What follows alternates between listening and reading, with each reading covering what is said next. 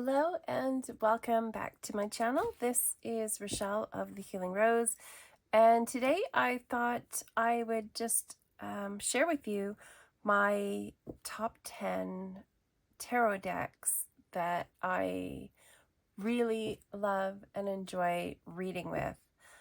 And all of these are mass market decks, and I think all of them actually are still available. So let's get to it.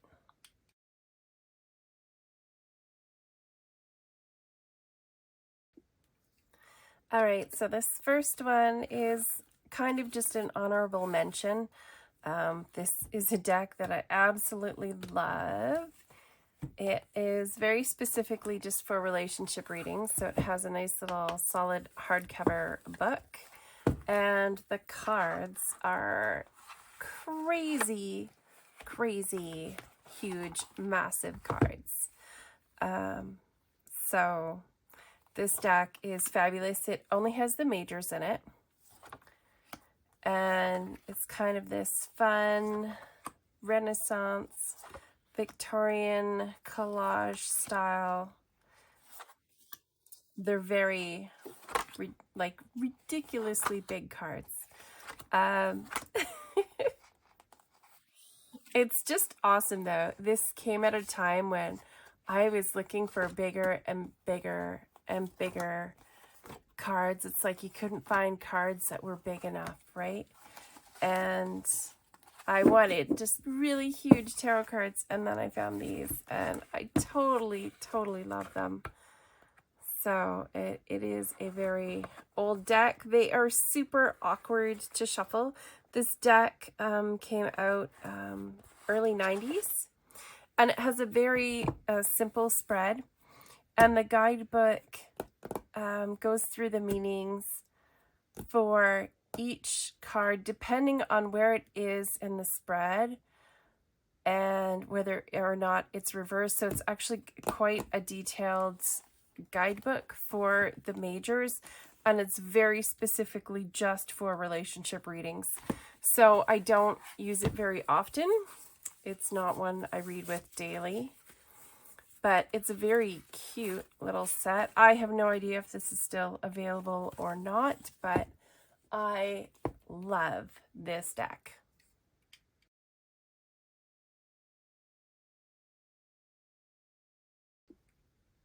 All right, so here's our deck number 10. So it's the Muse Tarot by Chris Ann, published by Hay House. It comes in a nice sturdy 2-part box. This deck, I fell in love with the backs. That is probably, I didn't really look at the deck too much before I decided to get it. And sometimes that's a good thing. It's nice to be surprised sometime. I do like the colors in this deck. I like how it's a little bit kind of Art Deco. It's a little bit of surrealism. I love the way she's put together a lot of these collages. She has changed the suits. So we have materials, we have voices, we have inspiration and emotions instead of the usual suits. So they're pretty easy to recognize, although I don't know why everyone feels they gotta reinvent the wheel. This suit, the material suit, is amazing. The kings have all been replaced with muses, which it is the Muse Tarot, so that does make sense. I am not sure why the choice was made to have those cards be horizontal instead of vertical, but it is what it is. I'm not 100% if I'm a real fan of that, but I do really like this deck. It can sometimes look a little stark, a little abrupt. There's kind of a harsh edge to some of the imagery I find with all these sharp angles in a lot of the cards. But reading it, it actually gives quite gentle readings. Visually, it's very interesting to look at. It shuffles well. The cardstock is nice. One of the things about Hay House tarot decks that is somewhat annoying is the size of the deck. They have gone with a different than the standard tarot card size. They used to do full size, like this size of cardstock for their tarot. So I feel this is an improvement, but compared to the standard tarot size, it is just slightly narrower, but it is a taller card, and it is a much thicker cardstock. So if we take a regular tarot deck and we take the Hay House tarot, you can see it is considerably thicker. And I mean, I have decks that I've had for decades. The cardstock still holds up, even though it's a thinner cardstock. So interesting that they chose to go this route. This kind of cardstock, though, I am sure will last you for decades if it is a deck that you choose to get. The guidebook is fantastic. So I do love this guidebook. So it's not necessarily an everyday tarot for me, but it is one that I do enjoy looking at, and I do enjoy working with Chris Ann's guidebook.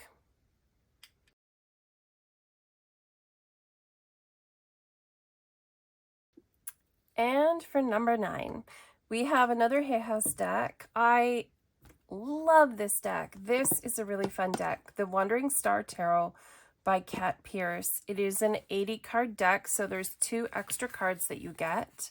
The Creator, which is the no card, and the Mother Star, which is the yes card. And there's a little bit of a blurb inside the book. It is a single page for each card, so there's not a lot of descriptive in this book, but it's a good standard type of guidebook. There are some spreads, of course. Almost every guidebook has a 3-card spread, and it's just what you decide to name the 3 cards. Is it your past, your present, your future? Is it, and the typical Celtic cross spread. Not a super huge guidebook, but so these backs are fabulous. The artwork is fun and cute and whimsical. And a fun little thing that has happened here is that there are keywords hidden in each of the illustrations. So in this case, it's in the striping on the pants, it's in the top of the rainbow, it's the side of the skirt, it's through this halo. So if you're really new to tarot and you don't always want to have to go whipping back to the guidebook every time, it's nice as you begin to learn symbolism and card meanings. It's nice to have that little extra help in there, which I think is cute. But I love this artwork. It is so cute. And it's that slippy coated matte velvety feeling cardstock that Hay House has come out with. I still may trim these borders. I haven't decided yet. It's just because my hands are little and it's harder to hold and shuffle the cards when the deck is that much bigger. The imagery in this deck is great, though. The art is so fun, and what I do love, where is it? There it is that I find it really complements this universal folk oracle. So I actually quite like using the 2 of them together because it's got that same cute whimsical art style with the two of them. I feel like they just kind of really complement each other.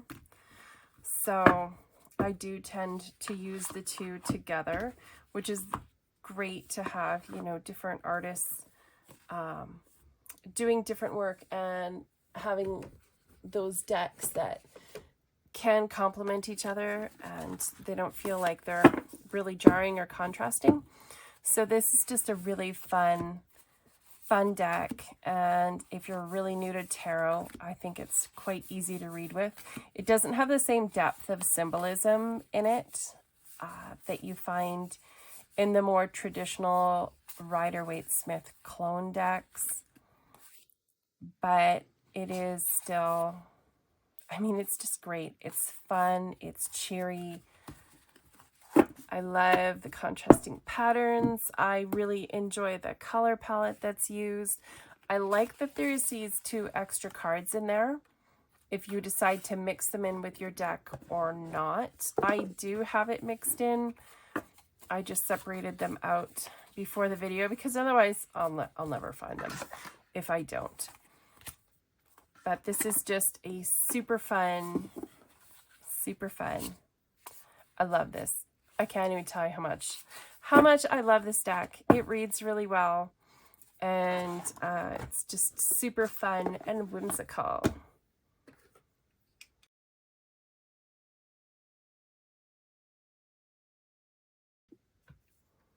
So number 8 is our Tarot Muka. It's a low Scarabeo deck, so it does have a different quality of cardstock than you will find with the Hay House. It's a thinner cardstock, which means the deck's not quite so crazy chunky. It is a little on the thicker side. It's got great bounce back. It is glossy and coated, so it's very slippy when it shuffles. Everything glides really smoothly. I tend to, with really slippy cardstock, fling it everywhere because I'm a less than coordinated shuffler, but that's okay. So this deck, I cannot pronounce the illustrators' names. It has a nice, decent guidebook, considering it is a low Scarabeo deck. It actually has about 80 pages in English, gives you a good amount of information about each card. It gives you some spreads. It's got a key in the back for the symbols for the court cards. So if you get one of the low Scarabeo decks that come in the little tuck box, you will see that the cards all have multiple languages on them all the way around. And this is a much flimsier cardstock than when you get them and they come in these upright boxes. It's just a different quality that they've gone with. And they're, you know, maybe a little bit more. I don't remember what it was that I paid for this. I don't think it says anywhere on the box. They're usually a little bit more than the ones that come in this packaging. But what's nice about this is that there is no language. So there's no English, there's no French, there's no Italian, German, any other languages on here. It's just the symbols. So we have the 2 of Pentacles. If you couldn't tell, there's only 2 in the picture. What is fun is that the borders for each suit are different. So I like that each suit has a different color border, and not just that, but the fact that the border is actually quite distinct for each suit, and again for the majors. So yeah, here's one of my wands. So the wands are this lovely orange. There's this kind of golden yellow for the coins or pentacles. We have a very sky, more true blue for swords, and this lovely deep teal color for cups. So it is it's very lovely. It's very Muka-esque.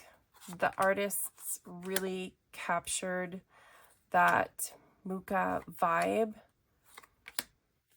Everything's really flowing and just that little bit extra. The florals are fabulous. And what I do like is that even though there's a border, I've never trimmed this deck because it's not a white border. It is this really lovely, creamy, buttery, marbled parchment look. And it's got a really nice little pattern in it, so it's not just a plain like white border that you just want to get rid of. It totally complements the mood of the deck. So this is one, I love it. Because it's glossy, it doesn't always show up well. If I'm doing just a couple of cards in the middle, it's usually not too bad. I get closer to where my light sources are. They do start to get quite reflective, but just overall a gorgeous deck, one that I absolutely love. There are several Muka style decks that did come out at a certain period of time. It seemed like everyone was trying to do a deck in that style, and I'm really glad that I went with this deck because it is simply lovely, lovely to work with. The readings I get with this deck are excellent as well. It's an easy cardstock for people to shuffle, so this is one that a lot of decks have come and gone over the last few decades. After I've worked with them for a bit, you know, they kind of move on if they're not sitting well with me and I don't love the artwork. This is one I love the artwork. It reads well. It's a keeper. Love it, love it, love it.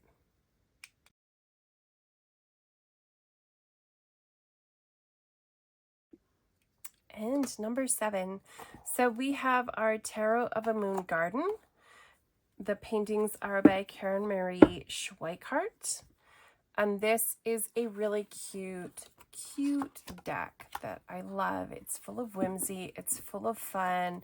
There's fairies, there's unicorns, there's dragonflies, butterflies. It's just a really, really fun deck. It is a glossy deck. This is a US Games Systems deck. I think it's still in print. I think you can still get this one. So this one, it does have big borders. I haven't cut them yet. I've left them. I am undecided whether or not I want to. I love this deck so much. It is so full of fun and whimsy, and it's got this art style that if you were a child in the 70s and early 80s, you used to be able to get these posters to color in, and you get these like really funky, fun coloring books that a lot of art was done in this style at that time. So this really just brings me back to my childhood. This is such a fun tarot deck. It's so cute. It's so full of soft colors. It shuffles well. This is a deck that I did get secondhand. So this deck I picked up at a little secondhand bookstore, and I think the deck might have cost me $6 or $8 or something like that. When I got it, it had this little bend to it. Everything kind of curls up into that corner. So there's not much bend in the bottom, but in the top, there's definitely like a little angle there. And I give it a little bend back every single time I take it out and use it, but I don't know what's going on with it. It's just the character of this deck, so it's fine. I'm used to it. I've done lots and lots and lots of readings with this deck, and it shuffles great. It's really held up for how much I've used it. The color has not gone off, and I think it's because they did do this gloss coating on it, so the cards look like new, even though this is, I got it used, and this is an older deck. This deck came out, does it even say on here? 94. So it is definitely, it's definitely quite aged. I probably picked it up maybe 15 years ago. So it has held up. It does have lots of whimsy. Yeah, it's just one of the cutest decks, and it's so much fun that I know this is a deck I'm just going to keep and keep and keep. And probably if I ever found another copy of it that came across my path, I'm sure I probably will just pick it up so I have a backup. So yeah, love it.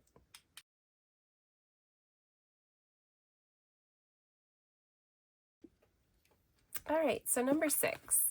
This is a deck from the 70s. The copyright on this deck is, I think, 74 on the little booklet inside. The box is about to die. This deck actually was my grandmother's deck. So my grandmother used to read tarot way back in the day. This is the little instruction booklet that came with the deck. She actually had 3 copies of this deck when she passed away. So it had deteriorated. I have trimmed this deck. This was the card I practiced on just to see what size corner rounding I wanted to use with these cards. So this is the original size of the card.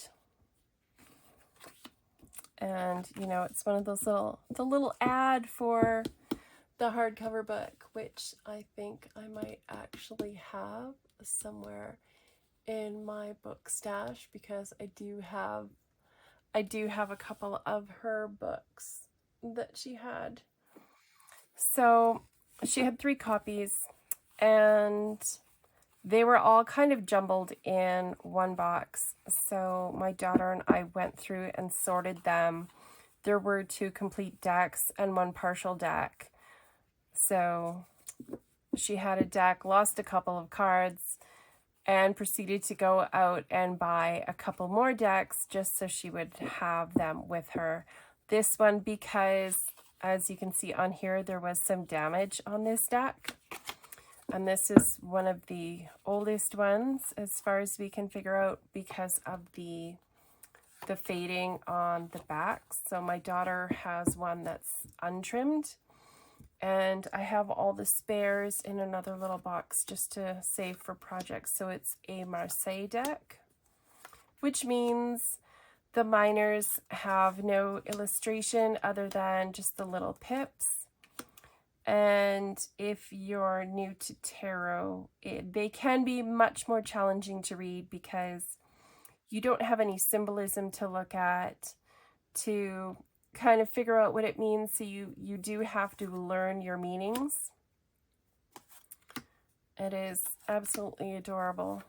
This deck, the JJ Swiss Tarot, is still, you can still get copies of this. I'm sure this was a US Games Systems deck as well, because back in the day there weren't a lot of people publishing. I love the colors. I love these strong primary colors in here. I love these Renaissance medieval stylized figures. There's just a lot of fun with this deck, and I like how after it was trimmed, I just love how it feels, it being this little scrawny little deck. It means I can do on my little tiny, this is the table I do, I mean, almost all of my readings on, unless I'm hanging out on my sofa, and then I'm just usually just reading cards on my lap. This is one that, I mean, honestly, the cards are from the 70s. You don't need big, crazy, chunky, high deluxe, super ultra cardstock to have a deck that's going to last you a long time. Like, the cards still bounce back well. You know, they're great. So with them being this small, I can put a lot of cards into a very small area and do a much more complex reading if I want to. If I want to add layers in and add extra things and, you know, do more than just like a 3 or 5 or 7 card spread. I can actually, I have the space here in my little reading nook to actually do more in-depth reads. So it is a deck that, although I'm not necessarily a huge fan of the Marseille style deck, it is a deck that I will keep because it is an heirloom. And although my daughter does have one deck, this is either going to go to her or it's going to pass along to my grandkids or great grandkids whenever it is that I go. So it's nice to kind of keep that tradition, having, you know, my daughter's a 3rd generation card reader, so that's kind of fun. All right.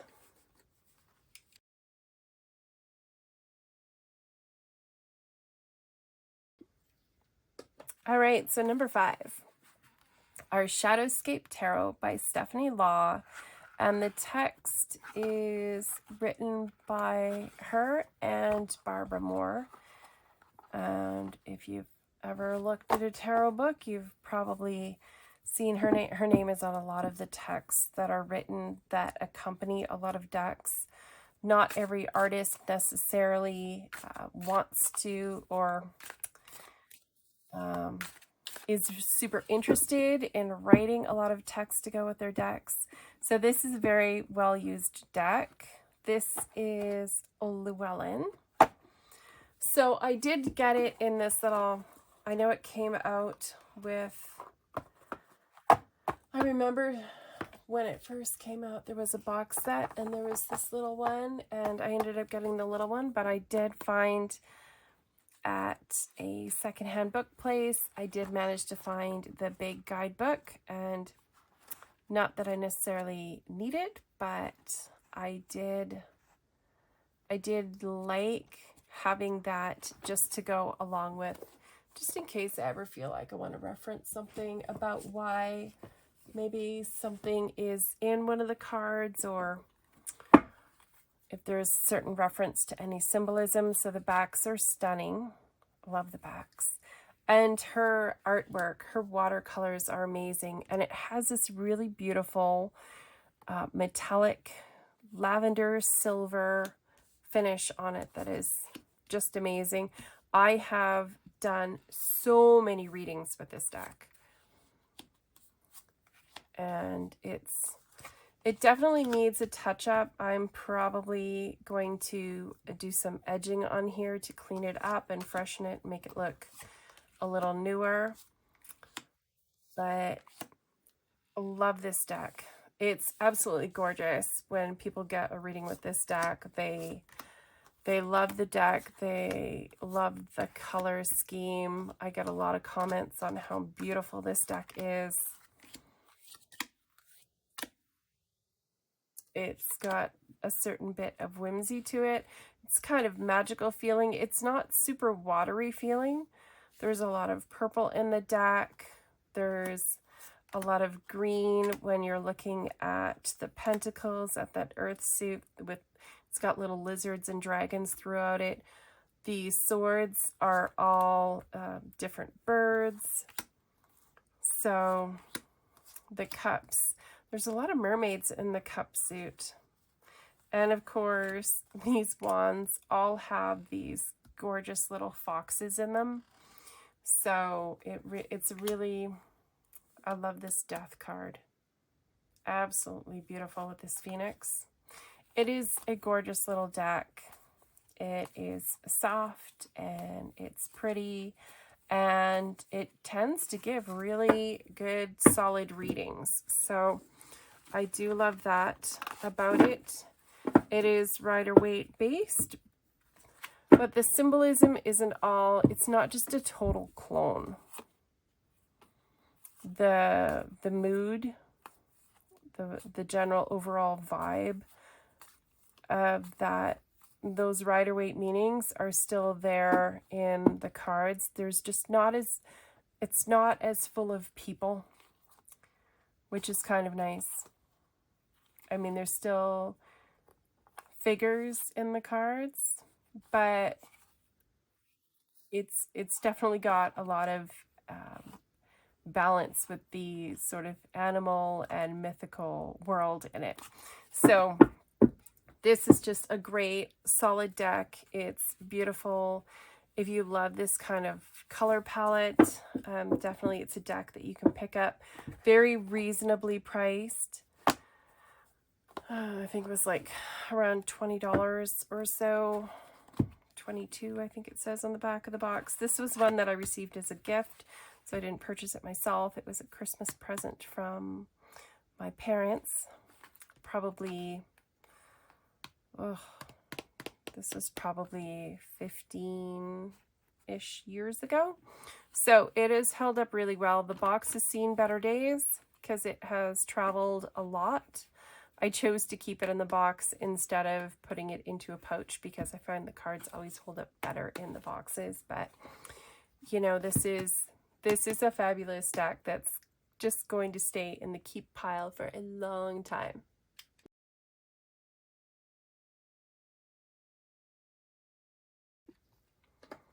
All right, and our deck number 4. Let's see if this will open up. Okay, so this is a Llewellyn deck. This was also a Christmas present one year. One year I ended up getting just a stack of a whole bunch of different tarot cards for Christmas. That was super, super fun. So this is a Wizard Tarot. It came in a box set. Let me see, where's that guidebook? Of the best, maybe the best part of this deck, maybe this guidebook. So this is Corinne Kenner. The illustrations are by John Blumen. This guidebook is awesome. It is just like if you were going to wizard school, each card in the majors has a little blurb, and it has the key symbols. So it actually lists a lot of symbols that are specific towards the meaning of the card. Then it gives you the practical, as if you are a wizard student, the practical magic. And then it gives you a spread that's specific for working with this card. So each card in the majors has its own particular spread that you can learn how to use. It's got really fun, like this has, the star has its own astrological spread using all of your astrology, and it gives you the charts of the symbols for the planets, their glyph, their astrological symbol, which planet or sign it is, the significance, and the tarot card that relates to it. So that is really helpful information. It's a really, really fun book to work through. So there's slightly less information with the minors. It doesn't, each minor card does not have its own spread. This book would be massive if it did. This deck is worth getting for the book alone, but now let's look at how awesome this deck is. So the backs are not reversible. And it's that, I mean, it's the same Llewellyn cardstock you'll find in pretty much all their decks, which is nice. They have a standard that they stick to, so you know what to expect. This cardstock holds up really well. Again, this deck is at least 15 years old. I have done hundreds and hundreds of readings with it, so it is getting a little dingy on the edges. But and this deck is keeping its borders, because how fun are these borders? It just reminds me of lapis lazuli. So it's fun, it's colorful. The pentacles are, we've got these like earth gnome kind of creatures, and we've got the alchemist instead of temperance. It's very magical. In the wands, the quartz are like salamander people. The colors, the color choices, and the posing of the characters is really interesting to me. I love this deck. Some people have, I mean, I've used it to read for a couple of people, and they're just like, oh, Harry Potter deck. And I'm like, it's not Harry Potter. It's like way beyond Harry Potter. I know it has that vibe when you see the magician, but honestly, this is much more colorful than the world of Harry Potter. I mean, I might get hate mail for it. I'm just not a fan of the movies. Was never a fan of the books either. It just never really stuck with me. I know for some people it was like really vivid, but I love how this is Odin. The Hanged Man is Odin, which is, you know, interesting and significant. And we've got Hebrew letters, we've got astrological symbolism, we've got the runes. There's all kinds of detail to look at in each card. I love the hermit in the library, right? Doing his thing. Off he goes, gathering his knowledge, burning that midnight oil. It's just really fun. I love the mer people in the cups. I love this star card. Like, it's so fabulous to see a star card where she's wearing clothes. I mean, you don't see that in a lot of tarot, which is, you know, an interesting choice. But I love the fact that she's got clothes on. I love these astrological tools around her, you know, looking at the star charts.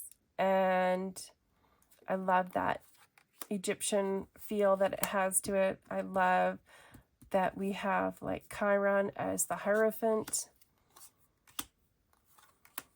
I love this deck. I love it. It shuffles well. It reads well. It's, you know, it's a little bit more magical and woo-woo, but it's not magical and woo-woo in a scary way. Like, people do relate it, you know, to like a kid's show. So it's not off-putting. It's magical, and it's a little mystical. That moon is great. But it's not like heavy, in your face, kind of, you know, super pagan. It's just more straight up magical, magical, mystical. So this is one that I love. And you know, it did come in a big box, so I do keep it in a pouch, which means it's a little harder to keep it super flat and smooth. If it ends up on top of something, if this gets folded under and it's on top of it, the cards, if they sit for a while, they do start to bend over top of whatever object they're on it. And if you store your cards upright, they will start to, over time, get a bend and a fold in them that is really hard to remove. So, I mean, that's only one of the few little frustrating things about some of these big box set decks. If they don't have their own little box for the cards to store in. But the book is fabulous. The deck is fabulous. I highly recommend them, and I absolutely love how magical it is.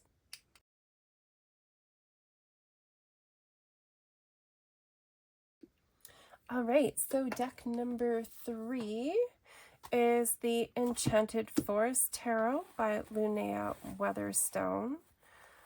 I do not remember the artist's name, but oh my god, her artwork is fabulous. I'm sure it's right in the beginning. This guidebook, it's beautiful. It's full color. This is, yeah, this is a Llewellyn deck, so Linnea Weatherstone and Marilla Allwood. And Marilla is on Instagram, and you can see a lot of her beautiful artwork there. This is a lovely book to look at. So it's interesting because the guidebook is all of the 2s are together, all of the 3s are together. So it's an interesting way to approach this. Some of the traditional cards, like the Chariot, is now the Fairy Wind. So there's some name changes. The oldest one, instead of the Hierophant or the Teacher. The Green Mother instead of the Empress. The Wise Woman instead of the High Priestess. They also made the decision to change the suits. I am not always a fan of changing the names of the suits. I mean, if you're a person that just gets one tarot deck and you just have one deck and you learn that deck inside and out and it's the only thing you ever read with, it doesn't really matter what it's called, because you will learn as you go, and those will be the names that you learn, right? So in this one, so we have the boons, which are our earth element, right? So the magician is now the enchanter. We have the spells, which is our fire element, wands. And once you really know tarot, it starts to become a little more obvious, right? We have visions, and there we go. We got spells, Green Mother, lovers, and then here we are, challenges, right? So visions for water, challenges for swords, and then instead of queens, we have weavers. Instead of kings, we have keepers. Instead of, what is it, the page, it's the child. So I think it's, I think there's some interesting choices have been made with it. I think it is very much in keeping with the vibe of the deck. It makes sense, right? Oh, and knights are seekers. So there's the child, the seeker, the weaver, and the keeper, which they all sound so similar, so rhymey in a way. I love these foxes. Look at those. So that is, I think, a really interesting choice to make. But the deck is so lush. The illustrations are so gorgeous. It is just a beautiful, beautiful, fabulous, wonderful annual deck to work with. It's got such a lovely feeling, and I have been really enjoying using it alongside the, where is it, the Enchanted Lenormand. It's got that same kind of fairy tale feeling to it. So like when you are looking at these cards laid out, and then you're looking at these with them, the illustrations and the color palette work really well together. So that is something, if you are somebody that likes pairing, you know, Oracle or Lenormand with tarot and mixing them up when you do readings and adding those layers, it's nice to find things that pair well with it. So it is a fairly recent acquisition. I only got this, I think, just like maybe 4 or 5 months ago. I absolutely love it. It did come in one of those big box sets, so it is one that is living in a pouch. It is glossy, so I don't know how much I'll necessarily do readings with it on camera, but I absolutely love reading in person with this one. I love reading for myself with it. It is absolutely gorgeous.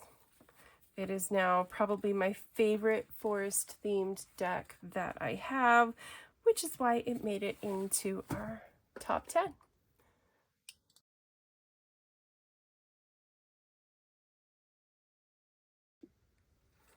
All right, so our number 2 deck, this is the Witch's Tarot by Ellen Dugan. I have edged it. Actually, I just edged it earlier this week because it is so well used. It was so beat up looking.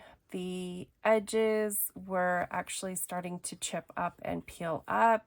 It was delaminating slightly at the edge. So I did take a felt and go around the edge of every card. And then on some of them, I even actually colored in along that black border. I thought about trimming the borders off, but honestly, this is one of the few decks that I have seen with borders that I actually love the borders on. So there's that. It does come, or did come, with a quite substantial solid guidebook. So it does have a full oh my goodness, pardon me, a full page of illustrations, so that if you want to look a little bit more closely at any of the images, it gives a blurb about what's happening in the picture, because sometimes that's important. It tells you the meanings, keywords, and reversed meanings. And then it talks about different, there's a whole section at the back on tarot spreads, which is quite interesting. So yeah, it's a nice companion book for the deck. Oh my goodness. The weather changes we've been having lately. So the backs are, I love this space on the backs. So it is called the Witch's Tarot, but it's not, in my opinion, super witchy. Like some of them are really like, you know, the striped stockings and the pointy boots and the pointy hat and the broomsticks. This doesn't really have any of that. So it is a very bright, a very bold deck. And beyond the really overt moon phases on the back, it doesn't have a really pagan vibe. Again, hey look, there's the star. Is she wearing anything? Why not? Like, what is up with that? At least she's got an abundance of hair there. But look how vibrant. Like, with these black borders, the colors I find just pop right out of the cards. And for a long time, I was seeking decks that were, I just wanted more color in every deck that I looked at. Like, nothing was bold enough, nothing was bright enough. And then I got this deck and I was like, oh, perfect. This was the color that I was seeking in all these other decks that I was looking at. And I think part of it is, one of the things I find when I'm doing in-person readings for people and I'm focusing very much on their energy is that when I put the card down and I see the card, there are very often on certain cards, there'll be little spots that kind of glow, like the colors become really vibrant for that symbol or whatever my subconscious is drawing out of that card. And so for that reason, it was like I wanted a tarot deck that looked like how I saw it almost. This is probably my favorite moon card out of any tarot deck I've ever seen. I love this moon. Like, she is so fabulous. So fabulous. I love it. So it's just a fun, vibrant deck. And, you know, it's called the Witch's Tarot. It's a little bit more wizardy to me. It has that kind of a vibe to it. You know, it's not super overtly pagan.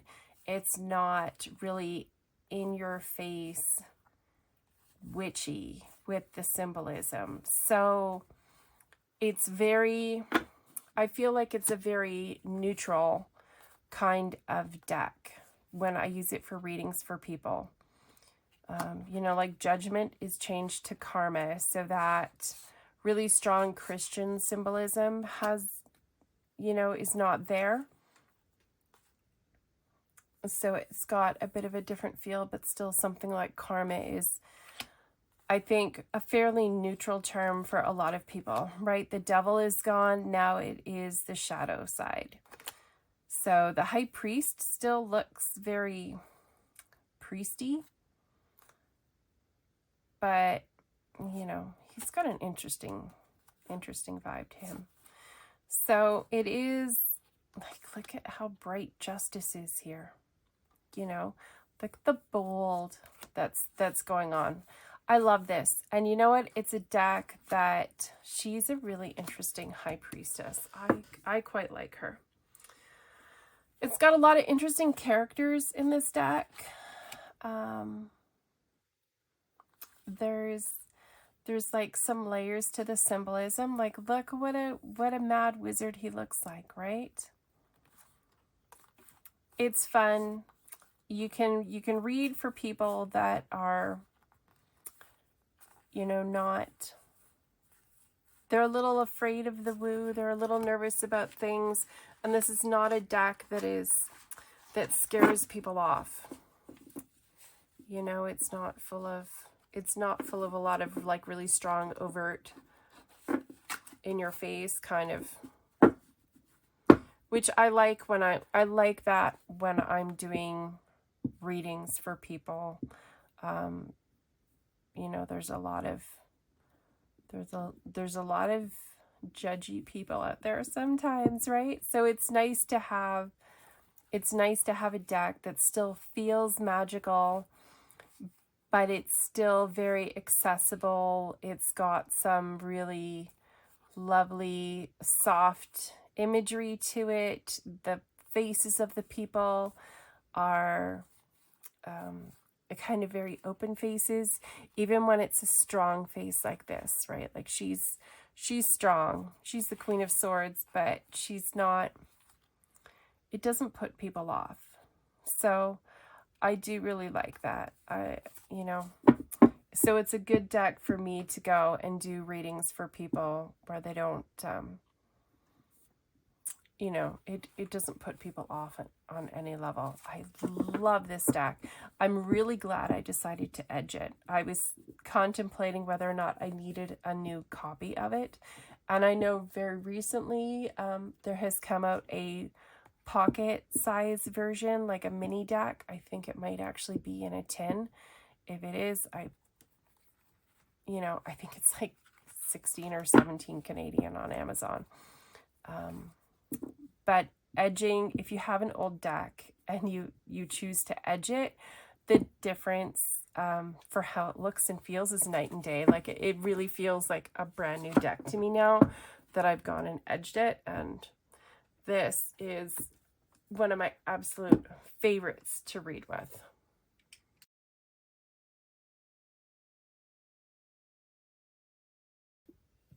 All right, so here is my number one favorite of all times, and it's probably just my sentimentality, but this is my original tarot deck. This is my Rider-Waite-Smith deck that I received in the mid 80s. So I've had this deck for about 37 years ish. This is the deck I learned to read tarot off of, And originally, where did I put that? I think it's over here. Oops, not that one, this one. So originally, I did have extra copies of this deck. I have since given them away. Like, I mean, it's bad. I walk into a secondhand book place and I see a tarot deck and I'm like, oh, yeah, I'll take that home.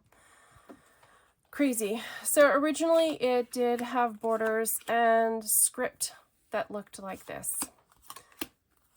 But, you know, full-size tarot cards. And I come into my room, I walk around the corner, and my puppy has pulled the bag off the shelf, chewed a hole through the bottom of the bag.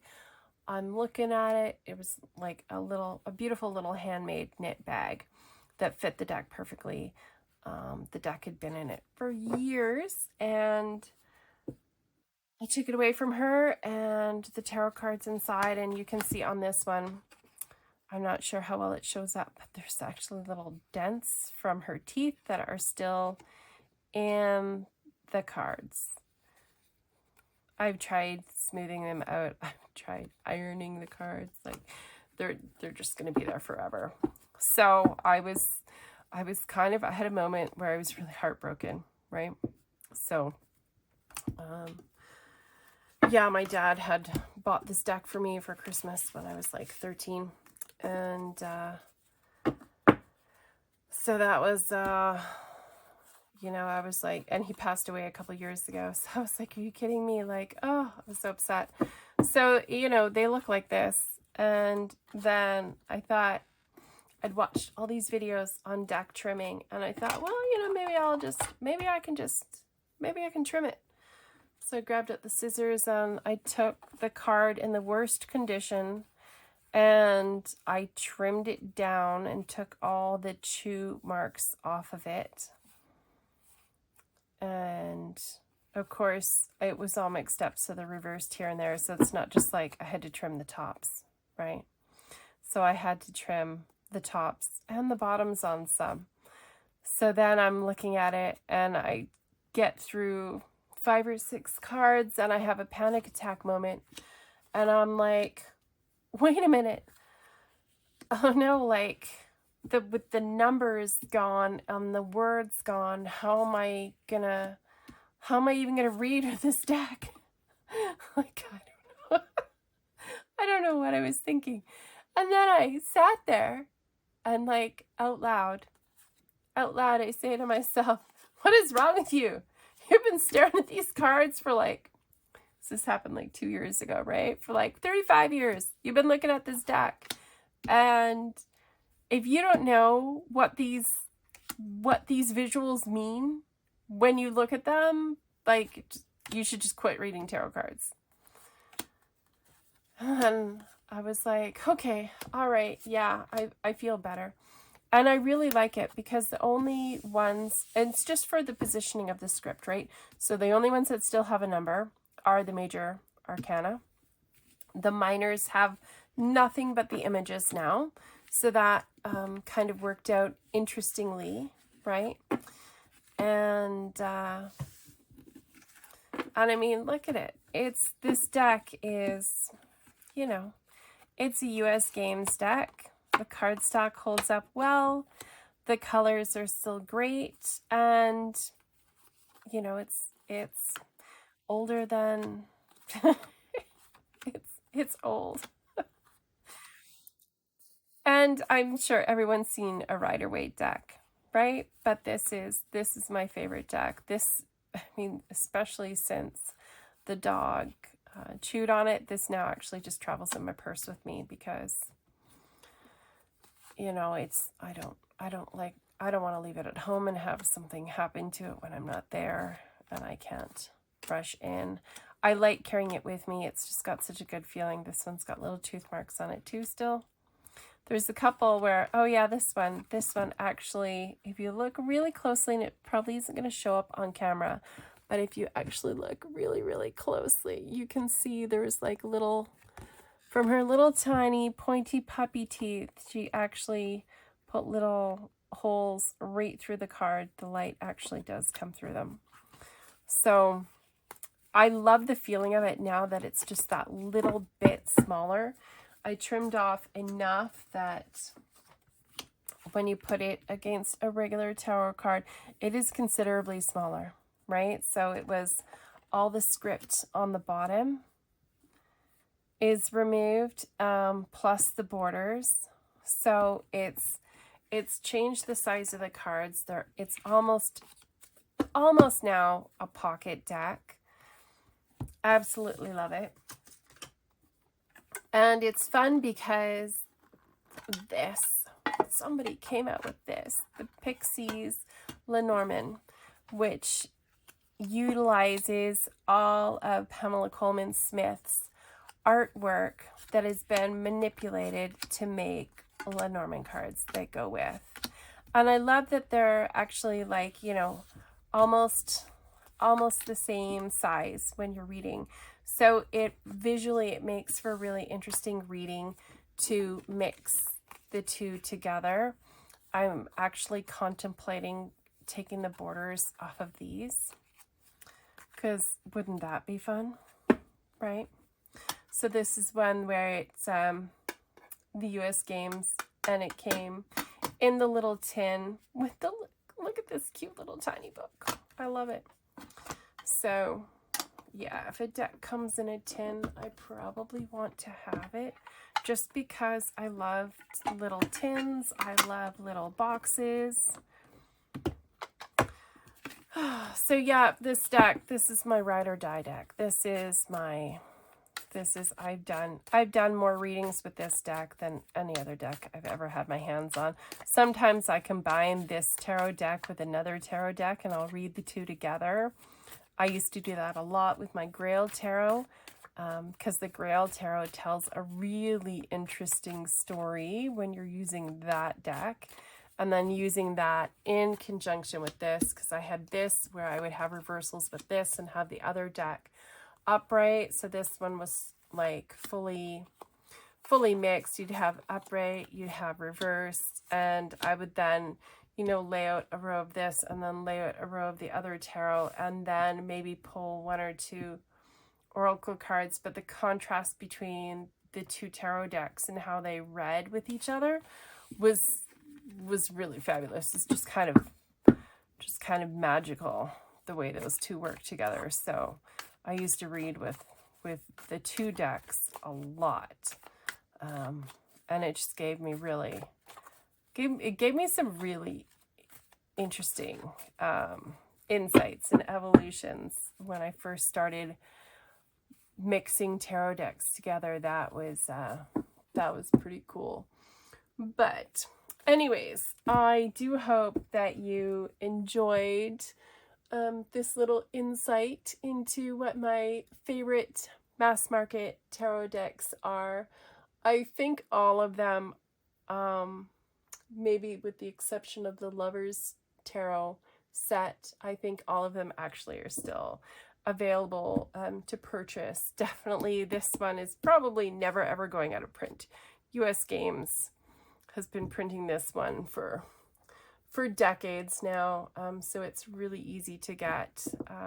So I hope you enjoyed that, and I know it's definitely been a longer video. If you stuck around this long, I would love if you would hit that like button at the bottom if you enjoyed yourself, and if you feel called to, I would love if you would subscribe to my channel. And I hope that you have a fabulous day. Take care. Bye.